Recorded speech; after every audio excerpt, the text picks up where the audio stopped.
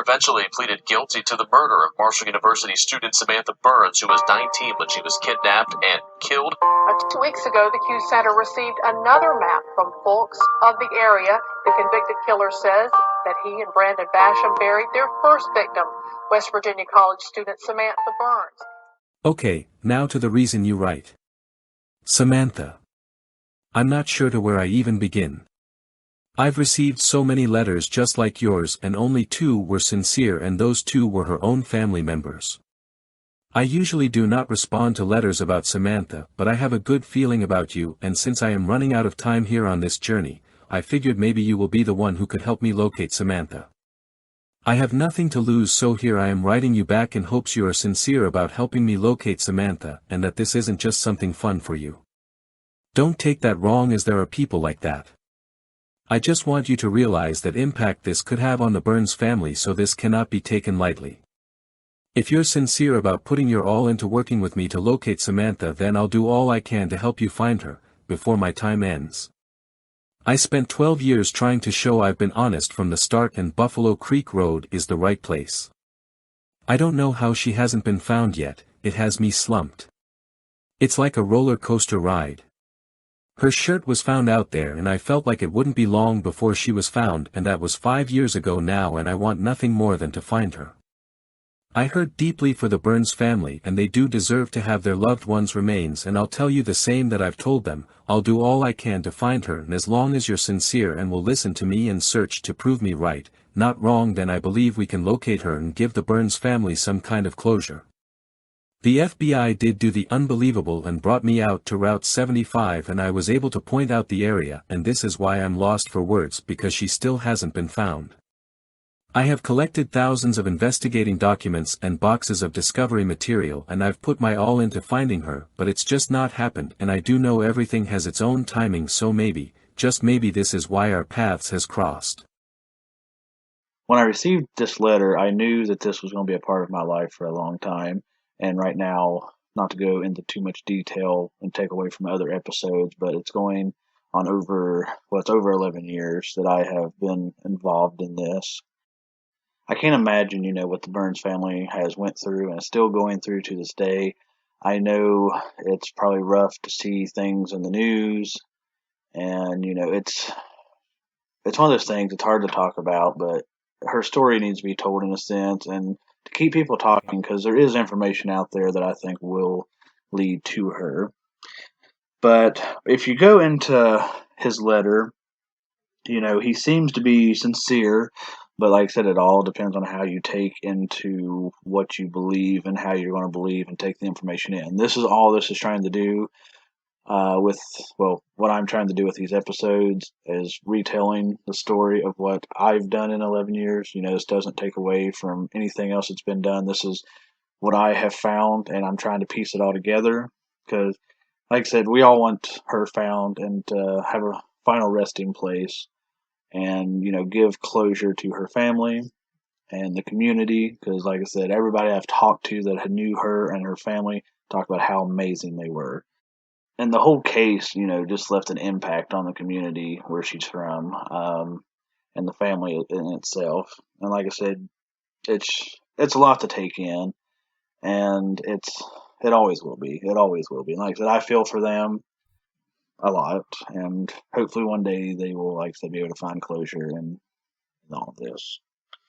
But to go into detail with what he was talking about, he mentioned a shirt was found. I have talked to a few people, and I don't know. I really don't know. I'd have to look through my notes, but going off the top of my head, he says there's a shirt found, and somebody else that was close involved in a lot of the investigation early on had mentioned a shirt was found, but the shirt was found on up the road on the side of the road. And I'm assuming that's why he thought that she would be found there, because it was on the way. Well, it'd almost be like it was on the way to the motel. So it's a lot to take in and to figure out where the timeline meets. Because if you have been listening to this podcast, you will know that I released that Chad had finally sent me like a short story PDF file of his side of the story, and I have been releasing that. It's 6 chapters. By the time this episode is released, all the chapters will be out, so it kind of takes into all of that. Like I said, he goes into detail with later on, but I won't go into that yet. This is kind of like a filler in to show that he had responded the first time, and I feel like I'm just rambling on, so bear with me. He does try to, say where he's at. He's gave this location since the beginning, from everything I can tell. Maybe a few details are off or something, but since I've been talking to him and other people that have been connected in this since beginning, this place in Buffalo Creek, which I do want to state, do not go there without permission, because that happened years ago when the whole debacle was something else. But it's crazy still that they brought him back here. But like I said, I asked him the question. I need to ask him again because he never really answered me, and nobody has really ever gave me the answer. But when they brought him back to this area, did they let him, because you got the railroad tracks. Did they actually? My thing is, from there, did they let him out in the field, or where he was a federal inmate, were they afraid to let him walk out in the field to point at the tree that it was at? Or did they let him stand from the railroad tracks and him point and say, "There's the tree"? That's like what you would think, though, if he pointed at the area. So I don't know. It's a lot to take in. Like I said, I've heard that there's been dirt filled on that property. I know he says that water wouldn't affect the area, and he talks about that later on. 'Cause that was one of my questions. 'Cause I've been out there a few times, a long time ago though. I did go out there not too long ago, and just kind of passed by on the main road and stuff like that. And it's a weird vibe, and I'll go more onto that. But like I said, there's a creek, and when I went out there the first time many years ago, very, very flooded area, I would say. So, like I said, I'm pretty much going to end this episode right here. To go in, before I close this though, he mentions about thousands of documents that he's gotten. I've been trying, I've wanted to get them.